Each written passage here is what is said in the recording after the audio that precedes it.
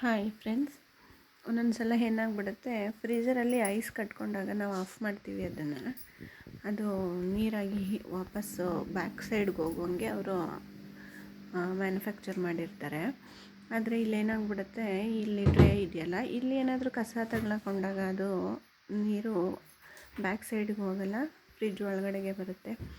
ಅದನ್ನು ಏನು ಮಾಡಬೇಕು, ನೋಡಿಬಿಟ್ಟು ಇಲ್ಲಾಂದರೆ ಈ ಹೋಲಲ್ಲಿ ಕಸ ಏನಾದರೂ ಸಿಗಾಕೊಂಡಿರುತ್ತೆ, ಅದನ್ನು ಒಂದು ಕಡ್ಡಿ ಏನಾದರೂ ತಗೊಂಡು ಉದ್ದವಾಗಿ ಇರೋದನ್ನ ಕ್ಲಿಯರ್ ಮಾಡಿದಾಗ ಅದು ಕ್ಲಿಯರ್ ಆಗುತ್ತೆ.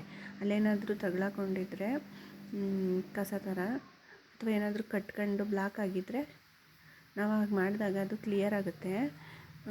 ಮತ್ತು ನೀರು ಏನಾಗುತ್ತೆ, ಮಾಯ್ಶ್ಚರ್ ಫ್ರೀಜರಿಂದ ಬರೋ ನೀರು ಅಲ್ಲಿ ಬ್ಯಾಕ್ ಸೈಡ್ಗೆ ಹೋಗುತ್ತೆ. ಅದು ರೆಫ್ರಿಜರೇಟರ್ನ ಆಫ್ ಮಾಡಿ ಸ್ವಿಚ್ನ ತೆಗೆದು ಆಮೇಲೆ ಹೀಗೆ ಮಾಡಿ ಅದು ಕ್ಲಿಯರ್ ಆದಮೇಲೆ ನೆಕ್ಸ್ಟ್ ಆನ್ ಮಾಡ್ಕೊಳ್ಳಿ.